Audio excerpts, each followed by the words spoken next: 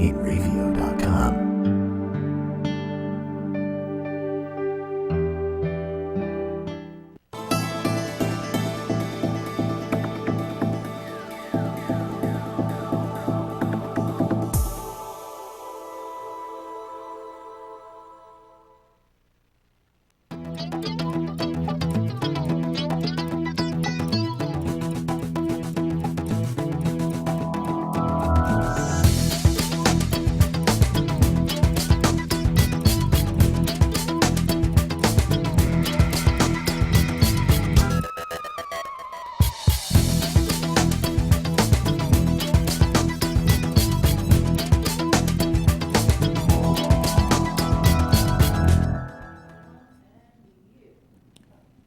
Hello again, everybody. This is Joe Larson. You're watching the 505 on Racing Show.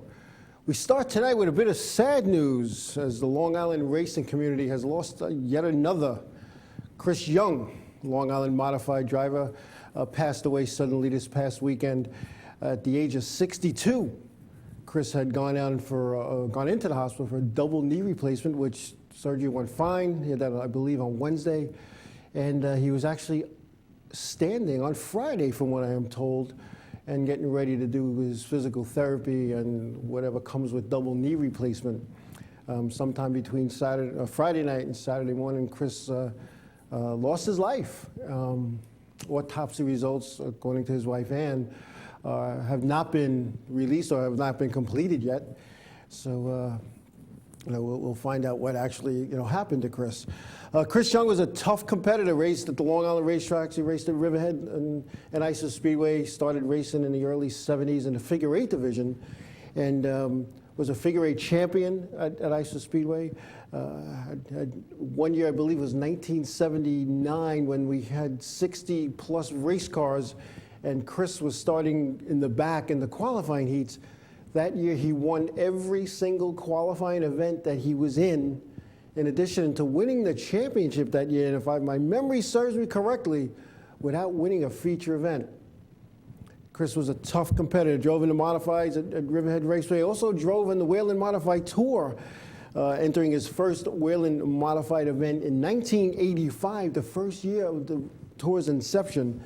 On the tour, he had 25 races, or 25 events that he entered for, 2 top 10s, a pole in 1991 at Riverhead, and he raced mainly the Riverhead Tour races back in the day when Riverhead had 2 tour races scheduled. He entered a race at the Waterford Speed Bowl in '87, as well as the Riverside Park Speedway in '87. Again, 2 top 10s in his tour career.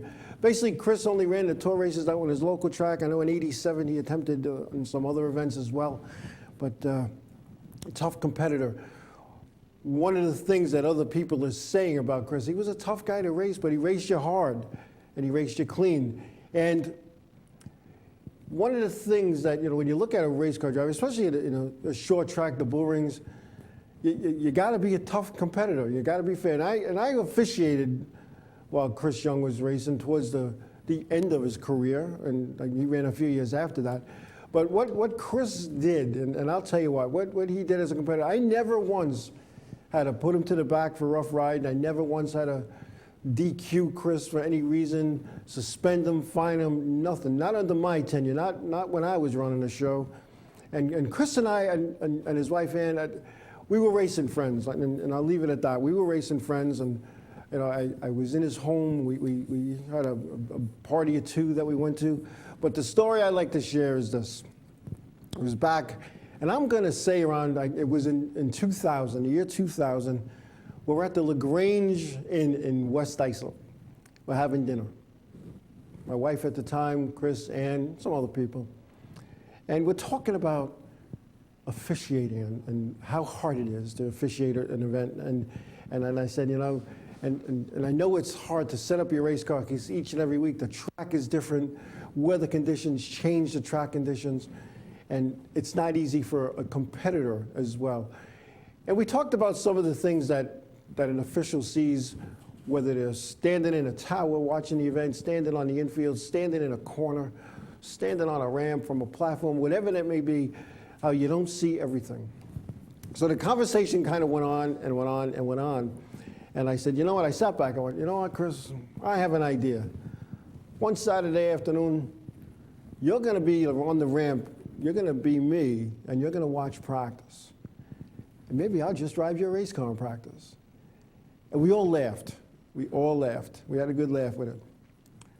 So probably about a week or so later, but it wasn't that Saturday, but I think it was the next Saturday night. I'm walking around the racetrack. Chris unloads his car with his crew, and he comes up to me. He goes like this. Oh, huh? He goes, you got your stuff? Now, I hate to admit this. I always had my stuff. Always had my stuff. My fire suit, my helmet, my shoes. I was ready to go. Because you never know when somebody would say, oh, you want to take my car out? So I said, of course I got my stuff. Let's go. They strapped me into his car. And believe it or not, his legs were the same length as mine. So when I sat in the seat, the pedals were like perfect for me. I'm a little taller in the torso, so I had to do this to get the helmet on. But I'm sitting in his race car, we're getting those buckled in, and there was a handle on the drive shaft tunnel. There was a handle with a bicycle grip on it. And I'm saying, oh, I'm going to find out some secrets. I'm saying to myself, I said, Chris, what's that handle for? He goes, that's to hold on. And, we all got a chuckle out of it. I go out and I do some laps in his car. First time ever in a modified. And the fact that he trusted me to do that is just a statement in itself. I went out and I practiced the modified, and according to unofficial timekeepers, I was turning, my best lap was turned 12.4, which is a pretty doggone good time if you ask me. So I was hooked on modifieds that day. I said, I got it, man. If I ever get fired from being the chief steward, I'm going to get a modified. And we talked about that. We laughed about that. And I'll never forget that. And he stood on the ramp, and he was like, wow, it's tough to see everything. And yet another driver who stood on the ramp and realized you can't see everything that goes on, even the stuff that happens right in front of you. But Chris was a good guy, and I know we're showing some pictures, and the pictures that we're showing are basically of the car that he drove most recently here at the Riverhead Raceway. I know his son, I believe, drove that car at Mountain Speedway a couple of times, but it's Long Island lost another good one, and racing lost another good one, and when you saw Chris Young pull in with that big van, and the car ramped up and it would unload, and he was there to take care of business. And he said something to me one time. I was in his shop where he worked. He worked for Riverhead Building Supply. He was in charge of their fleet, believe it or not. And we were talking one day, and he had won the last race of the season before. And we're talking about that, and he said, he goes, it's good to win on a Saturday night. I said, yeah. I said, I never had that experience. He said, you know why it's good to win on a Saturday night? I said, why? He goes, because you could brag all week long. I said, I guess you could. He goes, but you know what's even better about winning on the last night of the season? I said, what? He goes, you could brag all winter long. And he had that little boyish smile, and he said that. And those are the things you remember. Tough as nails on the racetrack, and a soft, quiet guy off the racetrack. And that's what Chris Young was all about. And Chris Young is the type of guy, we're all going to miss him. We're all going to miss him. Like I said, I raced figure eights with him at Islip back in the late 70s, 78, 79, a little bit of 80 when I was doing figure eights. And his cars were just, they were so good. In fact, there's a gentleman, Artie Shank, who was one of his cars and had it restored. When you look at that car could be competitive today. And I believe that car last ran like 30 years ago. He built it good. And I remember when I first got into figure eights at a Safer meet one time, I'm just a 20-year-old kid, 19-year-old kid, and going in figure eight racing. And I sat with Chris Young.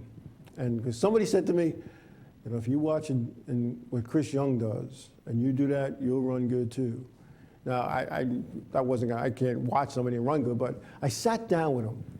And I talked about stuff. I talked about aftermarket parts and where do you get things and whatnot.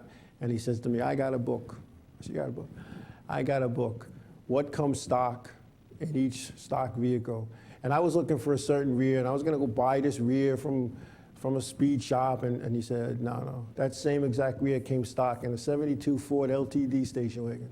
You don't need to go to this beach. I'll go to the junkyard. You buy the whole car for $50. But this is back in the 70s. And he said, you can get this part was stock in this car, and this part. And he had a book, and he shared that with me. He shared that with me. And that was in 1979, and I never forgot that. That's some like 36 years ago. The guy touched my life. And he's going to be missed. We'll be right back.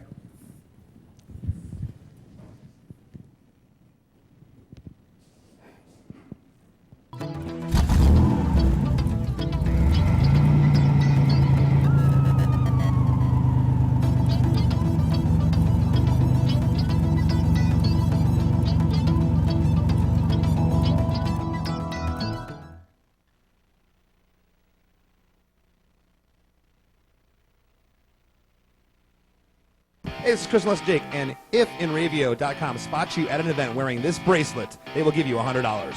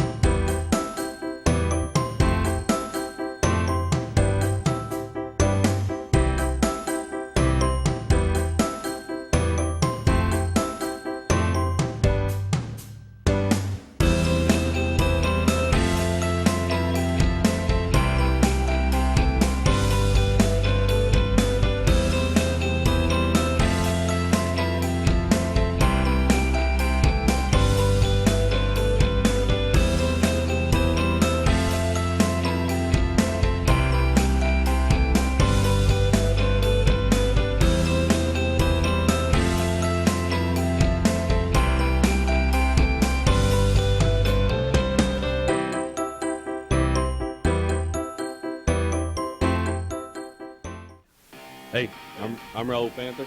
And I'm Commander B. Hawkins. And I'm Rich Weller. We're some of the proto men. If we see you without this bracelet, you're punching the But if you have this bracelet from InRavio.com, you can win $100. Put one of these on, or else. For over 60 years, Hanson Carpet has put the customer first, providing only the finest quality products and service. And Hanson Carpet is so much more than just carpet. We also carry a wide selection of window blinds and shades, and our licensed and insured technicians can service any of your flooring or window covering needs. Browse our huge selection of laminate, carpet, linoleum, vinyl, and tile. Stop by our showroom today or visit HansonCarpet.com. No matter what your project, Hanson Carpet has got you covered. The world of advertising has changed. Radio, TV, and newspaper revenues have declined drastically. Why? Because businesses have realized that advertising return on investment isn't what it used to be. So what can we do about it? Well, that's easy. Advertise online. Own a local restaurant, real estate agency, or even a national retail chain? Whatever your business, InRavio can get your message out there. And we can do it at a fraction of the cost. Call today and see the difference for yourself. This isn't TV. This isn't radio. This is InRavio.com.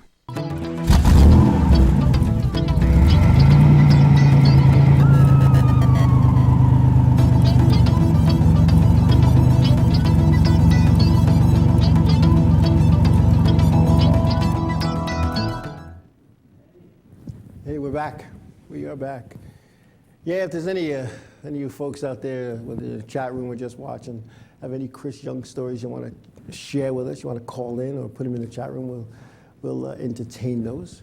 Like I said, Chris was he was a good guy. In fact, Kevin Basic, Long Island Need for Speed, is in the control room tonight, and he reminded me of some of the not so nice times that went on in the pit area. Because as you know, the local racetrack here on Long Island, there's a lot of craziness tends to go on, and reminded me of a time with a driver who shall remain nameless at this point, was a little upset about an on-track incident and decided to go into Chris's hauler and empty his coolers and his toolbox.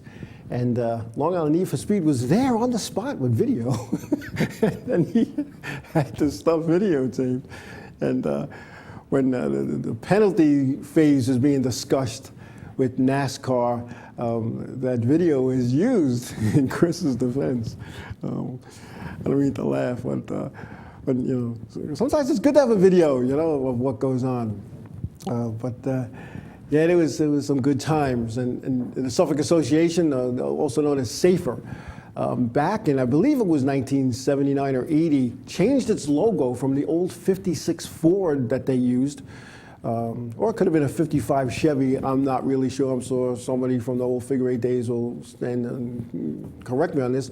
But it was one of the old-time figure-eight cars, and they had that logo since its inception. So they decided, because Chris Young won every single qualifying event he was in that following season, they changed the logo to his car. The SAFER logo became his car, which was changed again finally about 4 or 5 years ago to the Bill Steen car. So SAFER's only had 3 logos in its history. And and I don't remember whose car they modeled after, but all the figure eight cars looked exactly the same back in the old days, other than Andy Rohde's old Plymouth with the fins. But they were chopped and cut so drastically, it was hard to tell what was what. But when it went to the Chris Young record, I remember Luigi Terracapicchio, the late Luigi, who drove the '74 car figure eight center steering car with the Italian and American flags on its roof. And we came up, in order to collect point fund monies, you had to carry the SAFER logo on your car. And Luigi stood up in his broken English, and I'll never forget it, at a SAFER meeting, he goes, "Chris Young car will never be on a Maya car." Just like that. And he pounded the desk that he was sitting at the table, and he then took his shot and he sat down. And as long as Luigi had a car out at ISO Speedway, the old SAFER logo was on his car. He refused to put Chris Young's logo on his car.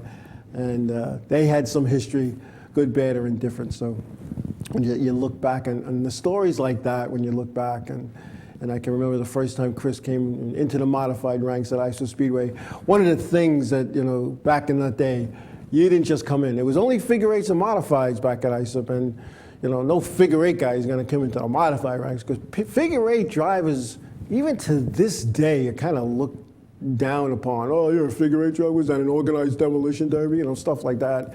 In fact, one of the head tech officials here on Long Island, when I had become or been named the chief steward, I was walking over to tech. Actually, I was still walking with a cane back then. I walked over to the tech area to have a little chat with the tech people, and I heard him say, I heard this head tech guy say, "Only in America can a back-of-the-pack figure eight driver become the head official at a racetrack." And that's in the memory banks there, I just laughed about it. I said, "Isn't it a wonderful, beautiful country that we're in?" And he turned around because he didn't know I was standing there. But, back in the day. But anyway, that's some fun times at Chris. That's some fun times. My daughter Carrie reminded me of a story that we had gone to their house for a party, and the car was out in the driveway. Now, Chris had this driveway that seemed like it went forever, but the car was out in the driveway, and he got to put it back in the shop. And my daughter got to kind of drive it in as he pushed it. She was steering, and she remembered that, and I forgot all about that. And then at the following Saturday at the racetrack, he took a couple of laps around the pit area with her, thinking she was steering it. And it's the things like that racers do to a little kid, that little kid remembers forever. And there was no better guy in the pit area. I mean, everybody tries to do the right thing with the kids and the fans in the pit area at every racetrack across the world. But here's a guy that did it quietly. There was no fanfare, there was no pomp and circumstance, there was no balloons and fireworks and loud music. Just the little things that you do to the fans, the little kids that are starting up, that are going to grow into the race fans that we know today. So again, Chris Young, you're going to be missed. And as I put on my Facebook page, the racetrack in heaven just gained a real tough competitor. So Richie and Charlie, and then all the good guys, Fred Harback, all the guys we lost here on the island, then across the country too, that go racing up in heaven. There's a tough guy signing in this week, let me tell you. It's funny. I just said to a friend of mine just yesterday, I said, the racetrack in heaven, because I'm being very serious about this. There's got to be one. I said, if you wreck in heaven, you wreck your race car, does it need to be fixed, or does it like the angels fix it for you? Just wondering. I mean, because it's heaven. Nothing bad could happen in heaven. if you believe in that, and I do.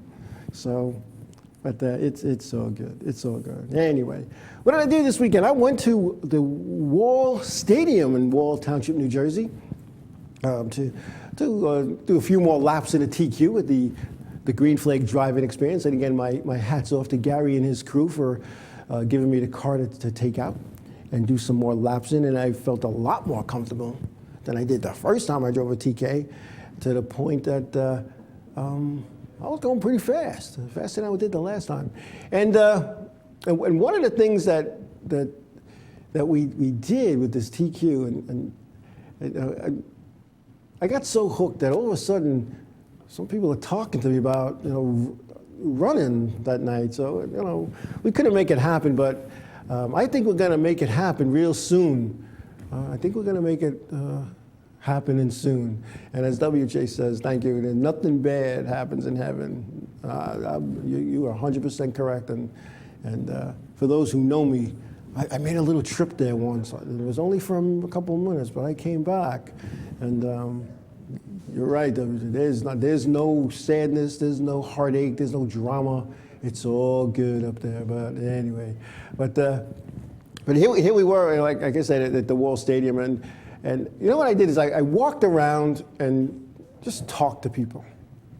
And there again, there's a handful of guys from Long Island that are driving all the way down to the Jersey Shore to go racing. And we will have those interviews in a couple of weeks or so when they go to post-production. But the standard, then these guys didn't talk to each other. These guys didn't get together. They didn't even know I was coming. And then I said to them, and Bill Stockett being one of them, Bill Stockett, former figure eight driver here on Long Island, drove late models up at Thompson and some other places, Wall, street stocks. He's been around for a long time, TQs. The guy started racing quarter midgets in 1965, and he's a good friend of mine for, I'm going to say, over 40 years, close to 45 years. And and we sat down and talked, and I know why he goes down to Wall Stadium to go racing, because it's his favorite track. It's where his dad took him, the late Bill Stockett Sr. Actually, Bill Stockett the second, because Grandpa, Pop Stockett was Bill Stockett too. But that's where his dad took him, and he did some quarter midget racing at Pinebrook Speedway, New Jersey, and points all around there. But anyway, we sat down in his trailer. We sat down, we're talking, and like I said, I knew why. That's his favorite track in the whole wide world. It'd be like me going to Bristol. That's my favorite place. But he sat there and he says, other than the fact that it's his favorite racetrack, and he's raced at a lot of them throughout his career, even now. He's running a factory stock at Wall. He runs some other kind of car down at another racetrack down in Jersey, and I can't remember the name of it off the top of my head, but he said, you could race here and not have your car all torn up, making reference to some of the nonsense that goes on at the local racetrack when he raced here on Long Island. And he raced at Isis Speedway in the figure eights, and that's how I really first met him. And that's a story in itself. But there was a couple of guys we sat and talked to that used to run here on Long Island. And I asked him, I said, what would it cost you to take your trailer over the bridges? Now, no matter how you come, whether you take the GW over and across, or you take the Verrazano, the Gatos, whatever bridges that you use, or the Lincoln Tunnel, however you go, it's costing you a fortune to do that. And Bill's shop is down South Jersey, where his car and trailer kept, almost near Atlantic City. And I've made that trip a few times just to play golf, let alone to go race. But he goes all the way down there to get the race car and brings it back to Wall Stadium. And anyway, and in talking with guys, it was the same consensus. And it was, every track has favoritism. Every track has situations that you're not too happy about. But they left their local racetrack because of what they called fairness and the respect that other drivers have for one another. And they said they left Long Island because of the lack of respect of a lot of the competitors that don't want to race you to pass. They don't want to send you into the fence to race you.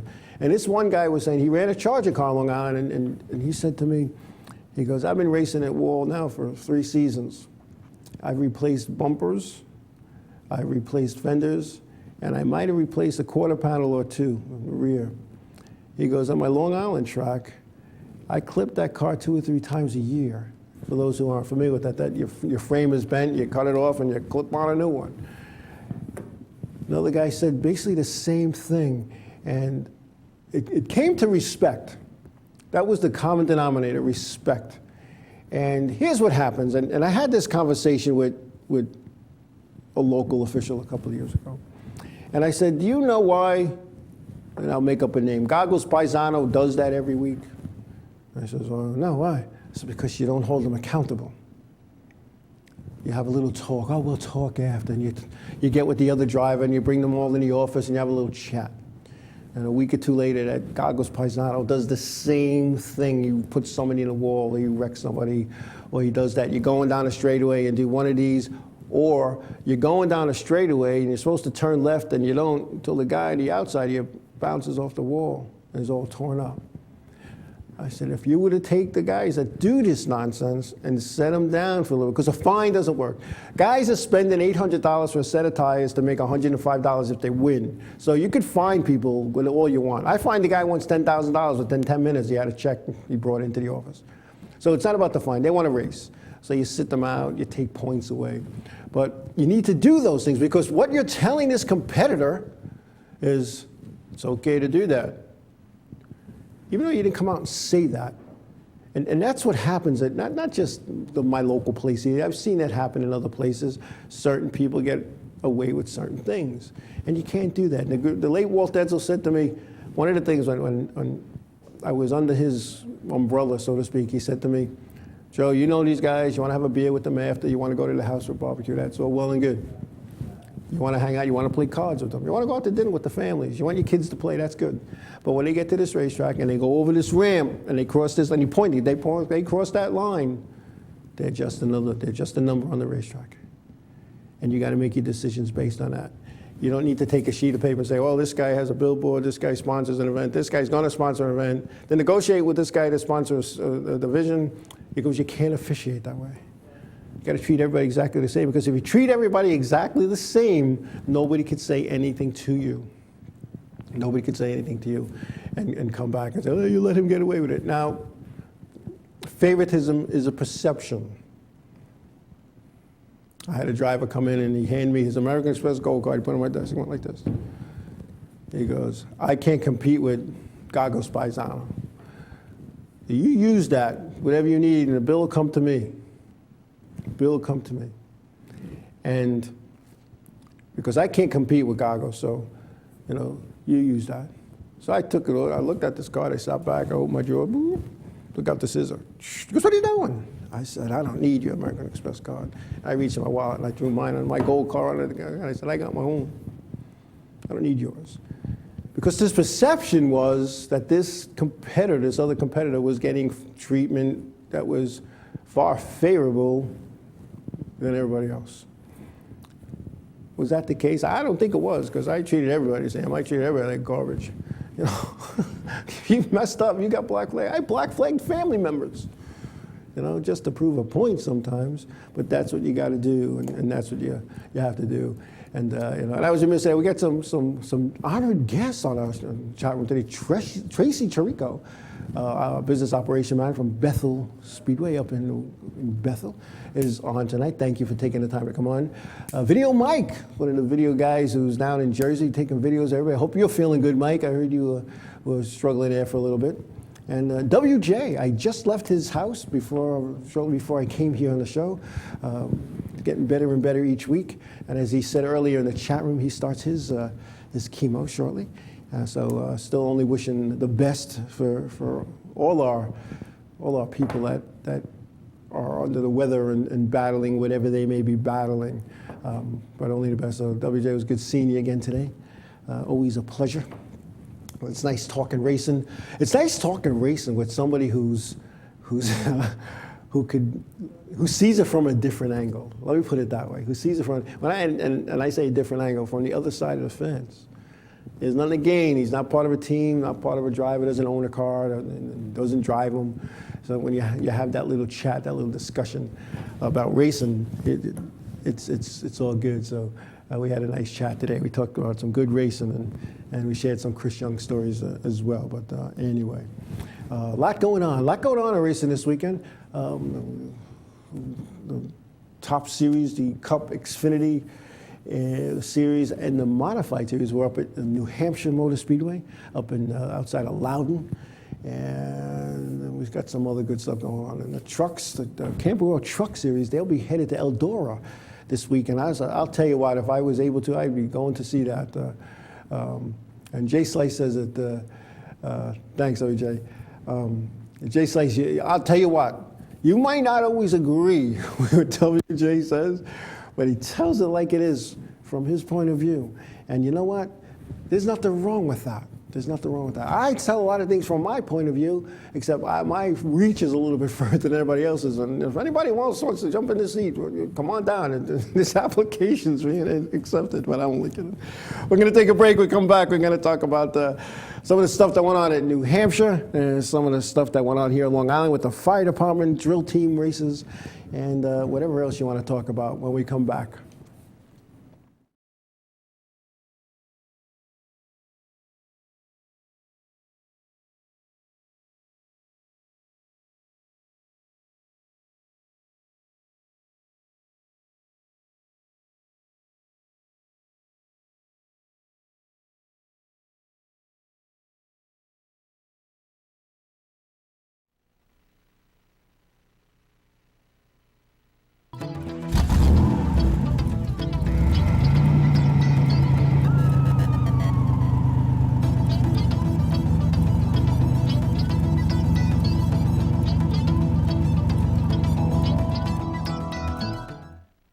What's up, guys? We're Scare No Fair, and we're here with Enravio. If they catch you at a show with one of these bracelets, you will win $100. That's a lot of money. So get a bracelet. Do whatever it takes to get that. Hit them up online.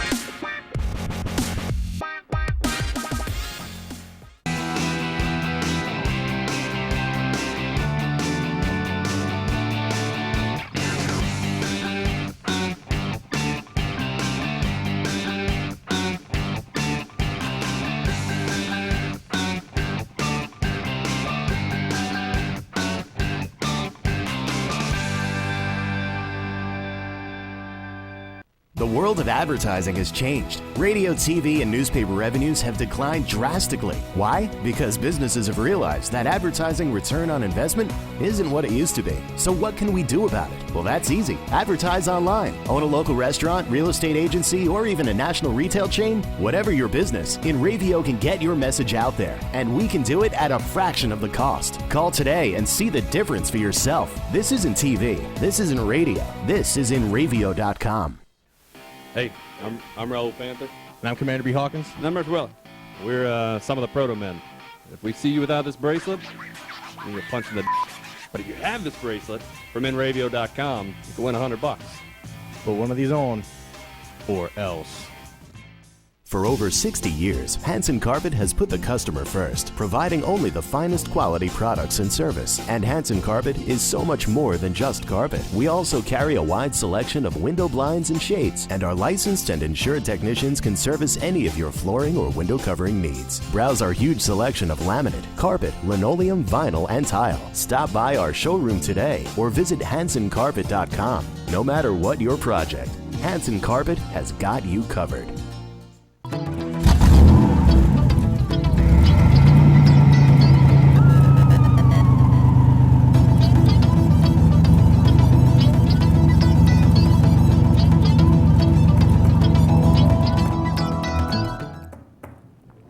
We're back.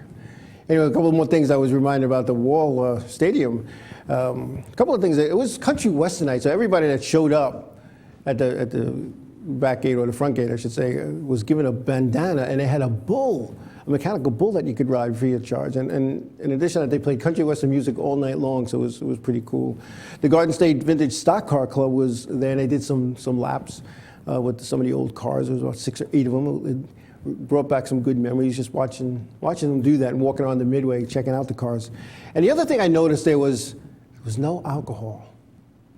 Now, that's a big revenue producer, beer and whatnot, but You know what? There's no nonsense in the grandstands, and there's no nonsense in the pit area, but that's good. And talking to a couple of the officials, I talked about some of the things that I noticed one time that was there when I was there, and it's the accident room. If you're involved with another competitor and they go into the fence and they have to go back into the pits and get fixed, you have to go in the infield.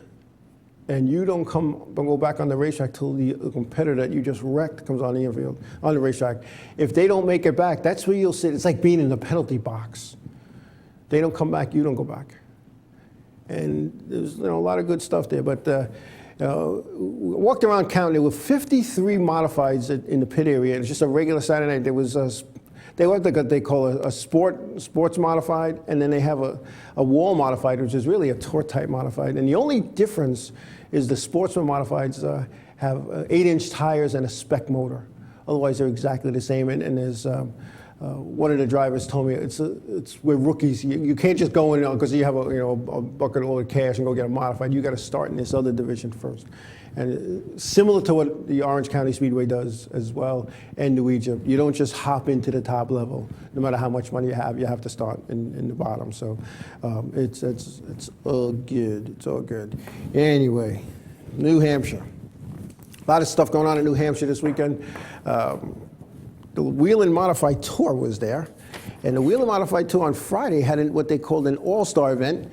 And it was for winners, past champions. And Woody Pitkat was the winner of that event, followed by Ryan Priest. Donnie Leah was third. Justin Bonsignor was fourth. Bobby Santo fifth. Teddy Christopher was sixth. Eric Goodale seventh. Ron Silk was eighth. Ryan Newman was ninth. And Andy Seiss rounding out the top 10. 20 cars started the event. And from what I understand, it was a good race. Didn't get to see it. I was doing other things. Let's see. The Whelen Modified Tour ran on Saturday with Todd Zegedy battling Donnie Leah for the win. Todd came out ahead. Donnie Leah second. Good run by Donnie Leah. And Bobby Santos was third. Patrick Emmerling was fourth. Ron Silk fifth. Ryan Priest was sixth. Woody Pitkat seventh. Eric Goodale eighth. Keith Rocco ninth. And rounding out the top 10 was Chase Dowling in the top 10. The NASCAR Whelen Modified Tour will be back in New Hampshire. This time they're going from the biggest track they race on to one of the smallest, Monadnock Speedway, which they'll be there on Saturday night. So it was a good show. New Hampshire's it's like their Daytona, man. The modifieds in New Hampshire, it's just an awesome event. Sorry I missed it. The Camping World Truck Series was off this weekend. They will be in Eldora on the 22nd of this week, on dirt. Tony Stewart's racetrack. It should be an interesting event. Again, that's what I would love to go to. I would love to go that. And before we go into the Xfinity and Cup results, it's something I wanted to talk briefly and just everybody know about. Heroes Night Out is an organization honoring our homeless veterans one night at a time. Spearheaded by the Klein family, this organization brings entertainment, programs, social functions, and fun to our local veteran heroes. Whether you can give a little or a lot in a donation, or even your time to talk to the vets, contact them at facebook.com/Our Heroes Night. Let's say that again, facebook.com/Our Heroes Night. Veterans, a lot of the stuff that we have and that we were able to do are from our veterans. And I happen to know quite a few of them. My grandfather served in World War II. I had an uncle in Vietnam. I have a son that's been in Bosnia, Croatia, Iraq, Afghanistan. We all know somebody that paid their tribute, that did their time defending our country, giving us what we have today, preserving our rights. It's just a good thing. It's a good thing. And I'm going to give you that address one more time. It's facebook.com/Our Heroes Night Out LI. It got cut off in the notes. So again, facebook.com/Our Heroes Night Out LI. All right, see what you can do, folks. And WJ, thank you for your service. Vietnam veteran. Still fits in his uniform. He had it on just the other day. It looked good on him. But let's look out for these guys, because some of these guys, they did what they had to do. They left their families, their jobs, their homes, in all the wars, and there's a lot of World War II veterans still floating around, and some Korean veterans, Vietnam guys. They're just all out there, and these kids coming home from the Middle East. It's just, it's a whole different world. I can say that 3 times fast. It's a whole different world today, because years ago, the only pictures you saw of veterans coming home were in your local newspapers, the New York Times, and things like that. And back then, they only showed the good. Now it's social media and all the electronics. These kids are coming home missing limbs, and not right. And you know what? We got to thank them. You see a veteran on the street, shake their hand, say thank you. I know I try to do that. It's a whole different light when your boys are wearing that uniform. And when I see your boys, my sons, both of them. But the one who made a career out of it. So do what you can do for that one. Do what you can do. Anyway, back to New Hampshire. The Xfinity Series was Denny Hamlin was the winner. Austin Dillon was second. Brad Keselowski third. Kyle Busch fourth. Daniel Suarez was fifth. Ty Dillon sixth. Reagan Smith seventh. We had Darrell Wallace Jr. eighth. Chase Elliott ninth. And Brendan Poole rounding out the top 10. In the Cup Series, Kyle Busch wins again. Brad Keselowski was second. Kevin Harvick third. Joey Logano fourth. Dale Earnhardt Jr. was fifth. We had Matt Kenseth sixth. Carl Edwards seventh. And Carl had the pole for that event. Austin Dillon eighth. Jeff Gordon ninth. And Kurt Busch rounding out the top 10. In the Camping World Truck Series, some news here. Justin Boston and Kyle Busch Motorsports parted ways. Boston claiming he was not given the same caliber of equipment as other Kyle Busch Motorsports teammates. Kyle Busch Motorsports accused Boston's sponsor, Z-Loop, of breaching its contract. Now, without a sponsor, you can't go racing. And you know what? Maybe, not that you're going to get maybe not the best equipment, but you know what? If you got 3 drivers, let's say, in your shop, and drivers 1 and drivers 2 are bringing in millions and millions, and driver 3 sponsors bringing in nothing, guess what's going to happen? It's a no-brainer to me. It's a no-brainer. Is it the driver's fault that Z-Loop was the sponsor of Justin Boston? It was that they defaulted on their sponsorship agreement? It's not the driver's fault, but you know what? It's business. And a lot of people don't understand, from the lowest level of racing to the Sprint Cup Series, it's a business. Yeah, we look at it as a hobby. I think I'll go racing this weekend. It's a hobby. But here's the thing, folks. Newsflash. You get paid to do it. You're a professional, and you should treat it as a business. And if you decide to put $800 worth of tires to make $105 to win, that's bad business. Just saying, just throwing it out there. No offense to the guys and gals who do that. To them, maybe it's a hobby to them. But you're getting paid, folks. You want to minimize the cost of your investment. You want to have good sponsorship. And without good sponsorship, you're not going to be able to afford to do it without digging into the family, too. And, that reminds me of a story. I was walking on Islip Speedway. I was just a kid. It must have been championship day, because I was in the pit area. And we're walking around, and there was a guy sitting on the front end of his bumper of his race car, and he looked all down and out. And the guy I was with said, hey, what's the matter? He goes, I blew the motor in practice. Wow, oof, that's not good. What are you going to do? He goes, oh, I'm done. He goes, but I needed at least to finish 10th, because I took the money that I was going to pay my electric bill to buy tires and to get in and buy fuel. But I knew if I finished in the top 10, I'd be able to cover it and more. See, this is what some guys do in racing. That's what they do. And they take from the till at home to go racing. And what happens? If they don't make it, they just, because it's not good. And like WJ says, it's not cheap to run a race car. And we talked about that today, the cost of going racing and what it actually does. And that's, a lot of people say, why are some of these cars not racing?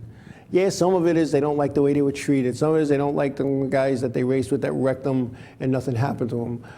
But the fact remains that, maybe they don't have the money. And nobody's going to sit there and say, hey, you're going to be asking them, hey, how come you're not racing? They're not going to say, well, I don't have the money. They're not going to say that. They're going to blame people in situations, and that's okay. It's okay to say you don't have the money, but you know, it's very costly to go racing. And like in Justin Boston's situation, Justin brought to the table Z-Loop as a sponsor. Z-Loop was paying the bills. When Z-Loop defaulted, he's got to be the odd guy out. And he was. And he was. Anyway, what else happened here? Yes.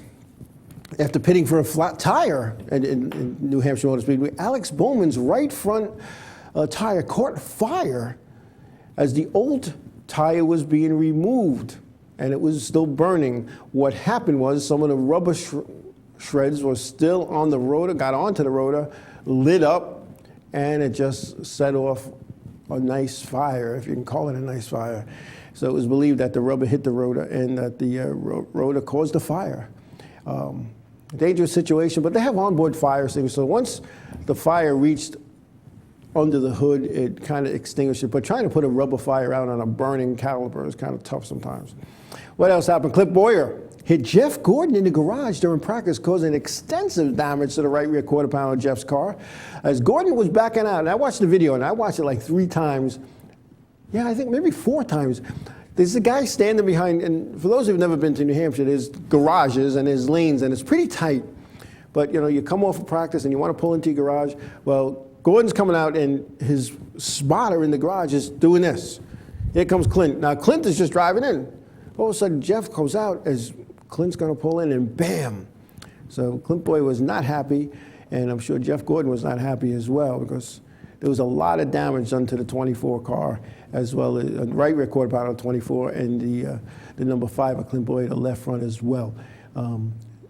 It's really tough in the garage areas. And if you've never been in a Cup garage, and especially in, you think New Hampshire's bad, you go to Martinsville or Bristol, where you're talking a track the size of Stafford Motor Speedway in Thompson in Connecticut, and you have all of this stuff just packed in. You know, it's tight, and you got to pay attention in there, whether you're walking around or whether you're driving your race car. So it's tough. So it's one of those things. What else? Let's see, the modified tour was going, and it was all good there, and they got some stuff going on. And I'll tell you, it was a good assortment of cars down at up at New Hampshire in the modified tour. If they could sustain that type of car count the rest of the season, I hope. And I'm hoping it's not because New Hampshire had such a nice payoff in the modifieds, because now next week they're going to one of their smallest venues, and it's one of the smallest payoffs. It's not the smallest. The one on Long Island is a lot smaller, but you know, you look at this, you go to these races, you go to these events, whether you're a driver or a car owner, and you look at what it costs to go. And I'll tell you what, if you're not in the top 15, maybe 20 in points, you really have to evaluate, do we really want to go to this race? Because I know if I was sitting back, and especially in a touring level, where you're there for a couple of days at least, sometimes 3, it's very costly. And you do want a return on that investment. So I don't know. The chat room is kind of busy tonight. This is good. It's real good. But you know, and it's funny. Tracy's talking to the group about how, as a track employee, as a business operations manager, it's hard to separate. And I understand this. It's hard to separate your parent hat and your official hat.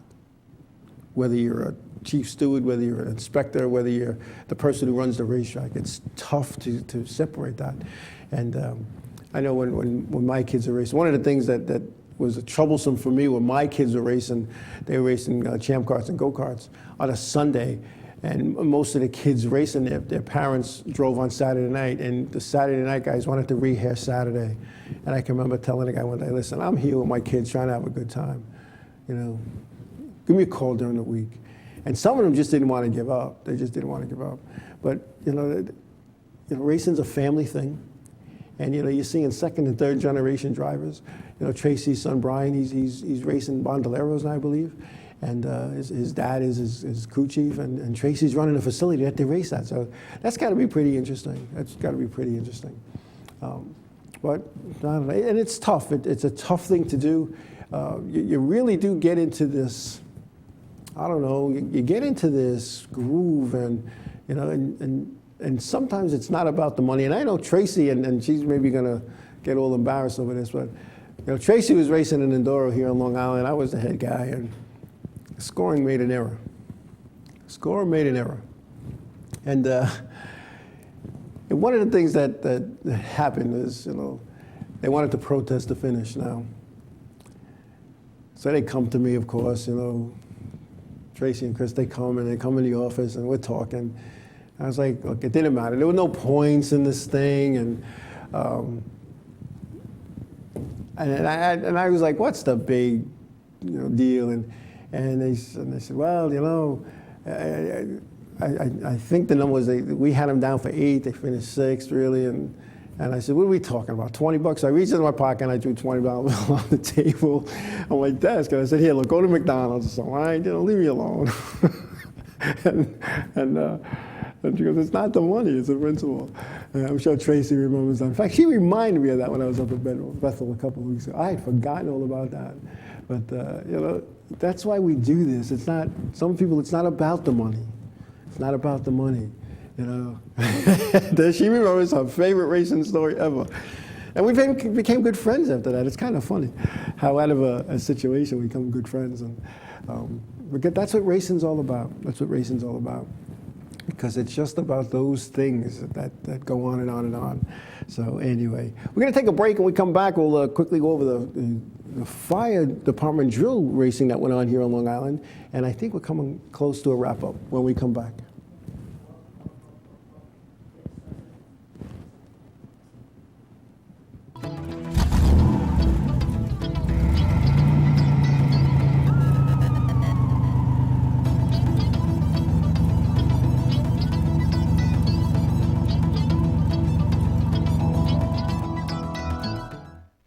What's up, guys? We're Scared No Fair, and we're here with Enravio. If they catch you at a show with one of these bracelets, you will win $100. That's a lot of money. So get a bracelet. Do whatever it takes to get that. Hit them up online.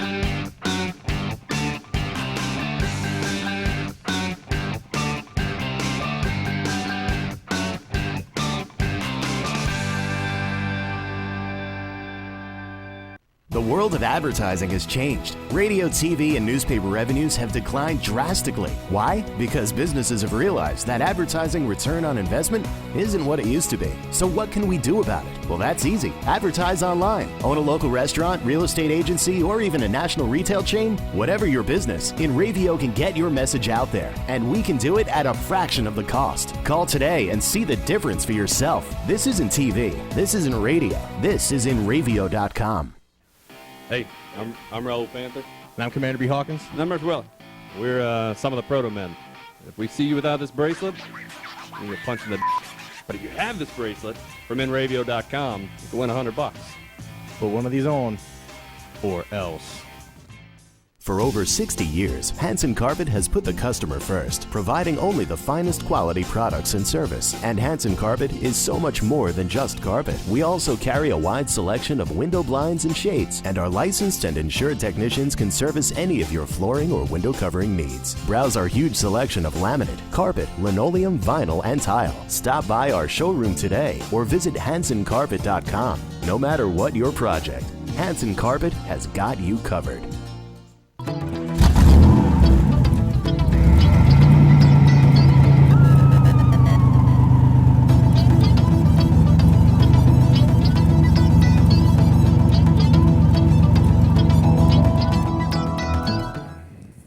All right, we're back.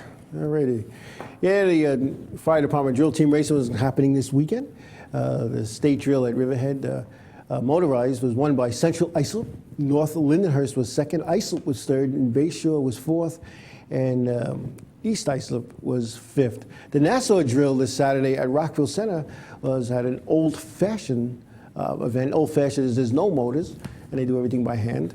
Miller Place was the winner, Amityville second, Rocky Point third, Cutchogue fourth, and the Babylon Scroungers, a group I was proud to be a part of for a short period of time, rounded out the fifth place. And for those who have never seen or watched drill team racing and motorized. There's B rigs and C rigs, and the B rigs are just big old fire trucks with some horsepower, but the C rigs look like modifieds. They look like modifieds. And they go down this track at like 90 miles an hour, lock the brakes, everybody jumps off, they got to do their stuff, whether it was with a ladder or a hose.